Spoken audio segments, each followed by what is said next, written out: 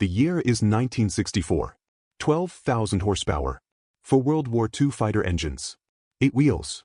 Featured in the Guinness Book of World Records. On the cover of every major car magazine in 1964.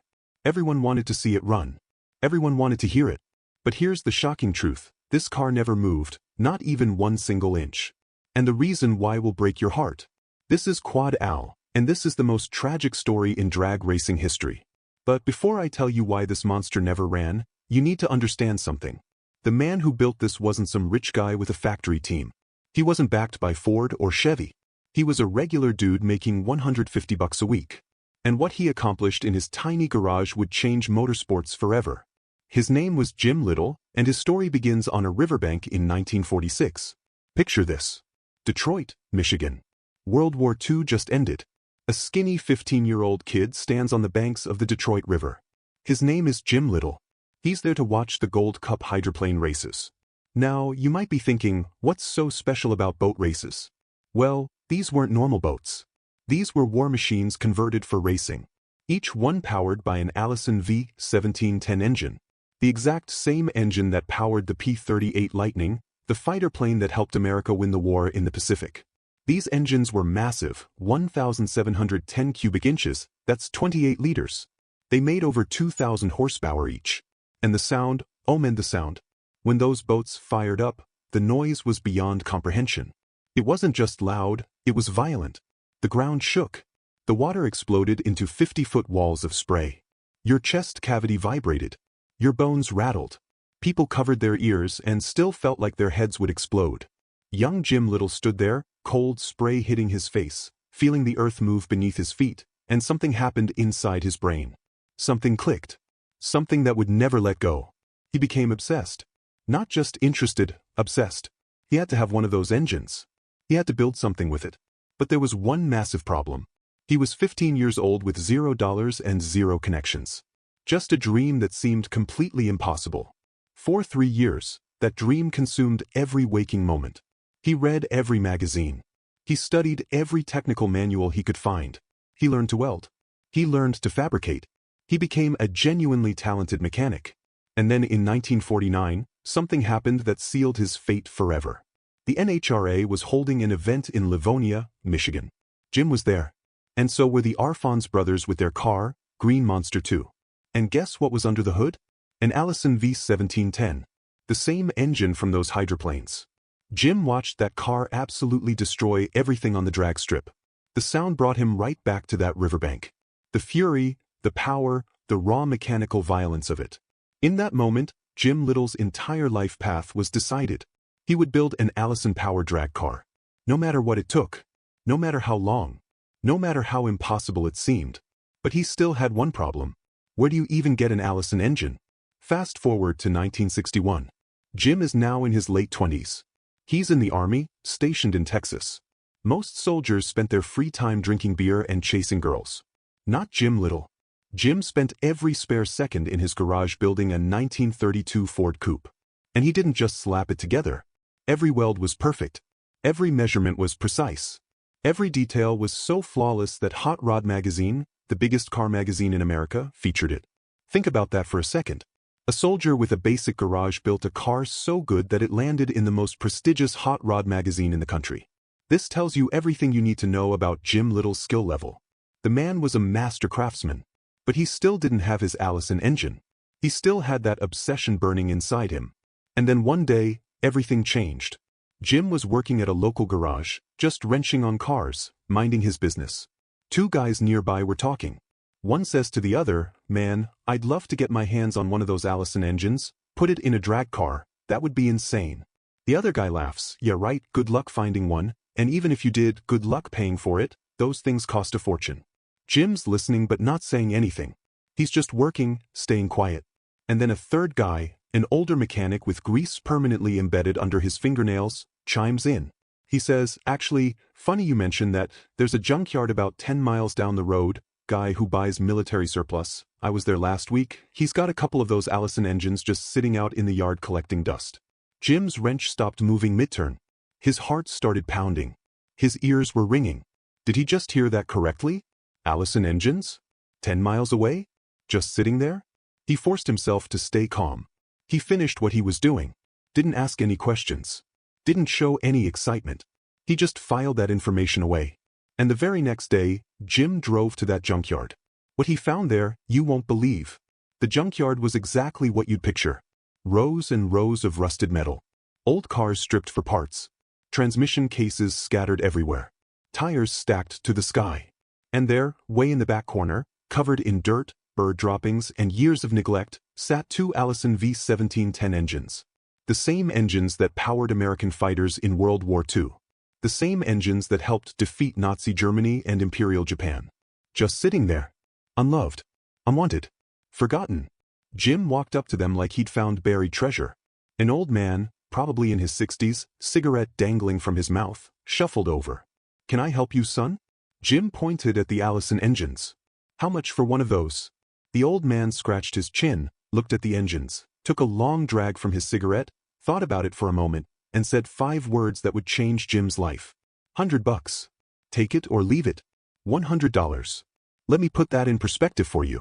Today, in 2024, if you can even find an Allison V1710 engine, and most of them have been lost to history or destroyed, you're looking at a minimum of $50,000. And that's for a basket case that needs total rebuilding. A running Allison? Over $100,000 easy. Jim Little just got offered a 2,000 horsepower aircraft engine for the price of a used lawnmower. He scraped together every dollar he had. He borrowed some money from a buddy. And he bought that engine on the spot. He loaded it onto a trailer and drove home, probably doing about 20 miles per hour because he was so paranoid something would happen to his treasure. And when he got that engine back to his garage and really looked at it, really understood what he now owned, I bet he just stood there for an hour with the biggest smile on his face. The dream he'd had since he was 15 years old was now real. It was sitting in his garage. Now came the hard part. What do you do with a 1,400-pound aircraft engine? Jim decided to install it in a 1934 Ford Tudor sedan. His friends thought he'd completely lost his mind. "Jim, that thing is going to rip that car into pieces. The torque will twist the frame like a pretzel. You're going to kill yourself." Jim just smiled and said, "We'll see about that." For 6 straight months, Jim worked on that car every single spare moment he had. Early mornings before his army duties. Late nights after getting off base. Weekends.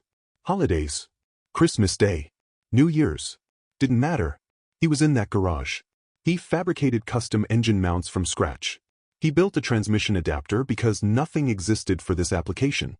He created an entire cooling system. He reinforced the frame in critical areas. And slowly, inch by inch, that massive Allison engine went into the car. It barely fit. The engine sat so far back it was practically in the driver's seat. Jim's feet were on either side of the oil pan. The supercharger was right next to his shoulder. If anything went wrong, if a rod came through the block, Jim was probably dead. But he didn't care. He named the car Big Al, after the Allison engine. And in 1962, he loaded it on a trailer and drove to the AHRA Nationals in Dallas, Texas. This was it. The moment of truth. Years of dreaming. Months of building. Thousands of dollars spent. All coming down to one moment. Jim staged the car at the starting line. The Allison rumbled with that deep, mechanical thunder that only a supercharged aircraft engine can make. The crowd went silent. Everyone turned to look. What is that? The starting lights came down. Amber, amber, amber, green. Jim absolutely mashed the throttle. And then, disaster struck. The clutch exploded. Literally disintegrated.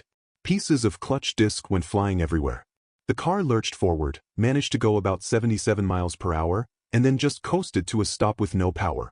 Jim sat there in the driver's seat, hands still gripping the steering wheel, and he thought, okay, this is going to be harder than I expected. A lot of people would have quit right there. Sold the car, sold the engine, given up on the dream. Not Jim Little. He went back to his garage and did something nobody had ever done before. He invented drag racing's first 4-disc clutch. Nobody was using 4-disc clutches. Most cars had single or dual disc setups. But the torque from the Allison was so monstrous that Jim had to engineer a completely new solution. And he did it all by himself with no engineering degree and no computer. He also built a 14-inch diameter torque tube that ran the length of the car, tying the front and rear together so the engine couldn't twist the car into 2 pieces, and acting as a shield in case something exploded. Early 1963, Jim moved to California. He took Big Al with him. And he showed up at Lyons Drag Strip, one of the most famous drag strips in the world, home to the fastest cars on the planet. He made one pass. The car ran an 11-second quarter mile at 133 miles per hour. The crowd absolutely lost their minds. A full-bodied sedan, not a dragster, a sedan with doors and windows and a roof, just ran an 11-second pass in 1963. That was completely unheard of. The magazine photographers swarmed him. Drag News put him on the cover. Hot Rod did a feature article. Everyone wanted to know, who is this guy? Where did he come from? How is he doing this? Within a few months, Jim had the car running consistent 10-second passes at nearly 150 miles per hour. Big Al was officially the fastest full-bodied car in the entire world. But then something terrifying started happening. At high speeds, the air pressure inside the car was becoming a serious problem. Remember, this is essentially a sealed metal box with a giant supercharger forcing massive amounts of air into the engine. When Jim would hit the throttle at 130, 140, 150 miles per hour, all that pressure had nowhere to go. And what happened next was genuinely dangerous. The doors would just explode open mid-run. Bang, both doors swinging wide. The hood would start fluttering violently, then just rip completely off and fly backwards. The windows would rattle so hard they'd crack and sometimes shatter. Jim was trying to drive a car that was literally tearing itself apart at 150 miles per hour. One mistake, one loss of control, and Jim Little becomes a statistic. He knew he couldn't keep doing this. Something had to change immediately. Jim started thinking about the problem. He needed a body that wouldn't come apart. A body with no separate doors to explode open. No separate hood to fly off. Everything had to be one piece. But how do you make a one-piece car body? That seemed impossible. And then, at a race at Lyons, Jim met a guy named Fred Carroll. Fred owned Fibercraft, the leading fiberglass company in America. If you wanted custom fiberglass work in the 1960s, you went to Fred Carroll. Jim walked up to him and asked what probably seemed like an insane question. "Fred, is it possible to make a one-piece fiberglass body for a full-size sedan? Like the whole thing that just lifts straight off?" Most people would have laughed and said absolutely not. That's too big, too complex, it'll never work. But Fred Carroll didn't say that. Fred said something that changed everything. He said, "Not only is it possible, I'll help you do it. I'll sell you all the materials at cost. And anytime you have questions, come find me." Just like that, Jim had a mentor who believed in his vision. For 5 months, Jim did something that had literally never been done in automotive history. He built a 5-piece mold off his existing car. But he made one crazy modification. The roof had already been chopped 6 inches.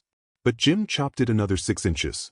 This made the roof so low that Jim's head actually stuck out through a hole in the top when he drove. I'm not joking. For visibility, Jim drove with his head poking out like a tank commander. The windows became purely cosmetic, about 1 inch tall, basically just painted on. He laid up the fiberglass, layer after layer, resin and cloth, building strength and rigidity. Then he painted it a beautiful Bahama blue. And at the 1964 NHRA Winter Nationals in Pomona, California, Big Al 2 was revealed to the public. The world's first one-piece fiberglass sedan body. Not a sports car body, those existed, but a full-size sedan body that lifted completely off the chassis in one piece. People were stunned. This had never been seen before. Now here's where the story gets really interesting. Because what Jim just created in his garage would accidentally change drag racing forever. 2 years later, 1966, Ford Motor Company had a massive problem. Chrysler was absolutely dominating every category of drag racing with their Hemi engines. Ford was getting destroyed and their executives were furious. They called in Fran Hernandez, who ran Ford's experimental racing division. The message was clear: we need to compete with Chrysler, we need something now, figure it out. Fran started thinking. And then he remembered something he'd seen 2 years earlier at the Winter Nationals. A chopped Ford sedan painted Bahama blue with a one-piece lift-off body. Built by some guy named Jim Little. Fran had spent 20 minutes walking around that car, studying how the body just lifted straight off. Perfect access to the engine. Perfect for quick changes between rounds. Perfect for racing. Years later, in the 1980s, Fran Hernandez went on record in an interview and admitted something incredible. He said, "When Ford management pressured me in 1965 to find a way to compete with those Chrysler Hemi cars, Jim Little's Big Al 2 and that one-piece lift-off fiberglass body served as the direct inspiration for the first funny car bodies we made in 1966. Let that sink in. Jim Little, working alone in a garage, making $150 a week, just accidentally invented the funny car body. The design that would define an entire category of motorsports. The design still used today, 60 years later. If you go to an NHRA race right now and watch funny cars, you're watching Jim Little's innovation. And he had no idea he was changing history. He was just solving a problem with his drag car. With the new body on Big L2, the performance went through the roof. The car weighed 2,850 pounds with 2,300 horsepower from the Allison. And with all the aerodynamic problems solved, Big L2 became an absolute monster. The car ran 9.31 seconds at 163 miles per hour. In 1964, that was nearly a full second quicker and 15 miles per hour faster than any other full-bodied car on planet Earth. Jim changed the oil once a year. He never changed the spark plugs, not once. He never broke anything. The car was bulletproof reliable. And he never lifted off the throttle, full power every single run. Jim Little made 9 perfect runs at Lyons Drag Strip in July 1964. 9 blistering passes that left everyone speechless. And then he did something that shocked everyone. He sold the car. Right there on the spot. To a racer named Ray Alley for $2,000. People thought he was insane. Jim, you just built the fastest sedan in the world. Why would you sell it? But Jim just smiled. Because Jim Little wasn't a racer. He was a builder, an innovator, a visionary. And he already had his next project planned. And what he was about to build would make Big L2 look like a toy. May 1964. A reporter from popular hot rodding magazine sits down with Jim in his small garage. They're doing a feature story on Big L2. They talk about the car, the Allison, the innovation. And then the reporter asks the obvious question. So Jim, what's next? Are you going to keep racing? Go for some records? And Jim says something that makes the reporter think he's completely lost his mind. Jim looks him dead in the eye, totally serious, and says this. My next project will be a 4-engine competition coupe. 4 Allison V12 engines. 8,000 horsepower. Over 9,000 foot-pounds of torque. 6,840 cubic inches of total displacement. 8-wheel drive. All 4 engines linked together using truck flywheels. 2 engines driving the front wheels. 2 driving the rear. Total weight about 7,000 pounds. The reporter just stares at him. His pen has stopped moving. His mouth is hanging open. He's trying to process what he just heard. Finally he manages to say, Are you serious? Is this a joke? Jim doesn't blink. He says, I had that same look in my eye when I told people I was going to build Big L2. And I built it. This will be no different. The reporter is still in shock. Jim, that's impossible. The complexity alone, the engineering challenges, the cost. Jim cuts him off. He says, I feel I'm part of a dying breed. The do-it-yourself school of hot rodding. These days, 98% of hot rodders are just assemblers, not builders. They bolt together parts other people made. I build everything myself. The only thing I don't do is lathe work. And the day I buy my own lathe, I'll do 100% of my own work. When that article gets published, the reporter ends it with this. The question in your mind is this guy for real? Well, Jim does have a wild imagination. But I remember when he outlined the plans for Big L2, which seemed just as impossible, and he had that same look in his eye. And he built it. So it's anybody's guess. Strip operators better watch out. If this 9,200 foot-pound monster ever runs, you can't go around rolling up starting lines into little asphalt tubes. The article hits newsstands and the entire hot rodding world explodes. For engines? 8,000 horsepower? People are saying there's no way. It's impossible. The physics don't work. The engineering is beyond anything ever attempted. Nobody could actually build that. But Jim Little doesn't care what anyone thinks. He already bought the materials. He already made the plans. And he gets to work. 6 months. That's how long it takes. Jim working completely alone in his small garage. Still making $150 a week at his regular job as a draftsman. No sponsors. No team of mechanics. No engineers. No computer-aided design software. Just Jim Little, a welder, a grinder, and the most insane vision in automotive history. He starts by building a detailed scale model about 2 feet long. And that model turns out to be eerily accurate to what the finished car will look like. He uses it as his blueprint. And he starts building the real thing. Let me walk you through what he created because you need to understand just how absolutely massive this project was. The wheelbase is 160 inches. That's over 13 feet long. To put that in perspective, a modern Chevy Suburban, one of the biggest SUVs on the road, has a 134-inch wheelbase. Quad Al was even longer than that. 4 Allison V1710 engines, each one displacing 1,710 cubic inches. Total displacement, 6,840 cubic inches. That's 112 liters. For comparison, a modern top fuel dragster has 500 cubic inches.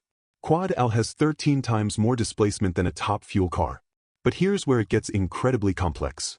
Jim has to physically mesh these 4 engines together using truck flywheels. To make that work, he has to tilt each engine at a 15-degree angle. That means everything becomes custom. Custom engine mounts. Custom accessory drives. Custom everything. He uses 2 left-hand rotation engines and 2 right-hand rotation engines so the torque balances out and doesn't try to flip the entire car over.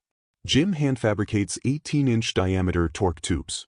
These massive steel tubes run from the very front of the car all the way to the rear. They serve 2 critical purposes. 1, they structurally tie the entire chassis together so it doesn't twist into a pretzel under all that torque. 2, they act as containment shields in case an engine catastrophically fails. The frame rails are made from 3-inch square steel tubing with 1/4-inch wall thickness. The roll cage uses 2-inch square tubing, also 1/4-inch thick. This car is literally built like a military tank. For the front axle, Jim uses a 2.5-ton military truck steer axle. For the rear, he uses 2 heavily modified 1957 Pontiac center sections with Ford 1.5-ton truck ends, axles, and hubs. Everything is geared at 2.41 ratio. The car has massive Rzepa constant velocity joints on the front wheels for steering. And the steering system itself is insane. Jim uses a 1965 Buick steering box connected to the cockpit with a 14-foot-long steering shaft. 14 feet. Jim welded custom wheels from 1/4-inch steel plate. The car had 96 exhaust pipes and 4 magnetos. But here's the insane part. It needed 350 feet of spark plug wire, longer than a football field. The throttle system was pure genius, connecting all 4 engines to 1 pedal through bell cranks and linkages. 1 pedal, for engines, 8,000 horsepower. Every piece built by Jim alone in his garage while working full-time. February 1964. NHRA Winter Nationals in Pomona. The world sees Quad Al, photographers swarm it. Every magazine wants it. Hot Rod, Car Craft, Popular Hot Rodding, all covers. Then Guinness World Records calls. They feature it as the most powerful car ever built, 12,000 horsepower. For years, kids go to libraries, pull out that Guinness book, see that grainy photo, for engines, 8 wheels, tiny body on top, and dream, someday I'll build something like that. Drag racers are terrified. If that runs, it'll hit 200 miles per hour, destroy every record. Strip operators panic, our tracks can't handle that power. Sponsors call. TV shows want interviews. The hype is massive. Everyone asks, when does it run? Jim always says, soon, just finishing final things. But he's hiding something heartbreaking. Jim makes $150 a week as a draftsman. That's $78,000 a year in today's money. Lower middle class. He has a wife, bills, normal life expenses. For 6 months, every spare dollar went into Quad Al. He's spent thousands he couldn't afford. The car sits nearly complete, but to make it run, Jim needs the final pieces. This is where the dream dies. He needs custom 6-disc hydraulic clutches, 1,500 each, 3,000 total. Custom gears for 4 axles, 800. 8 CV joints, 400. Hydraulic systems, 300. Assembly hardware, 200. Professional help, 300. Total, $1,964, $50,000 today. Jim doesn't have it. Not half. Not even a quarter. He tries finding sponsors. Every speed company says no, too experimental, too risky, come back with results. He tries investors. Nobody steps up. Too crazy, it'll kill you, we can't be involved. He tries a bank loan. What's it for? A race car. Denied. The dream is dead. Quad Al sits in his garage. Complete but unfinished. Every day Jim stares at those 4 Allisons, thinking about what could be, the sound, the records, the history. It's killing him. Friends say sell it, move on. But Jim can't quit. Weeks become months. Hope fades. Then late 1965, someone walks in. Tex Collins. 3 words, I'll finish it. Tex is a Hollywood stuntman, paid well, owns Cal Automotive. He already has Allison-powered vehicles, a Mustang funny car, even a garbage truck with a fighter engine, plus a dozen spare Allisons. He's obsessed like Jim. He sees Quad L, gets it immediately, walks around 30 minutes studying everything. Then he says, "I'll buy it, I have the money, parts, shop, spare engines, let me make it run." Jim's heart pounds. Tex offers $4,000 for the car and trailer. Jim accepts instantly. They shake hands. As Tex drives away with Quad Al, Jim feels relief. The dream lives. 1966 passes, Tex is working on it, slow but progressing. 1967 passes, still working, being meticulous. Jim waits patiently. Then March 1968, a phone call destroys everything. "Jim, have you heard about Tex?" "No, what happened?" There's a pause. "Tex is dead. Shot and killed." Jim sits staring at walls. The man who would finish Quad Al, dead in 1968. The dream dies again, this time final. Weeks later, more bad news. Tex's widow sells everything. Engines, clutches, parts, all scattered. But mysteriously, the chassis survives. Someone buys just the rolling frame and stores it. For decades it sits, empty, silent. A skeleton. That's where it ends. Quad Al, 12,000 horsepower, Guinness World Records, every magazine cover, never moved 1 inch. 0 miles. 0 passes. 0 records. Just a dream that died with 2 men. Jim who couldn't afford it. Tex who never got the chance. But wait, there's more. Today, Quad Al sits in Butler, Indiana, owned by collector Mike Guffey. But it's just the chassis, no real engines. Mike created mock-ups, blocks with covers and manifolds. They look real but they're hollow, just placeholders. He shows it at events. People come, take pictures, imagine what could have been. Old men stare with recognition. "I saw this in Guinness as a kid, I always wondered if it ran." When they learn it never moved, you see their hearts break. That childhood wonder crushed.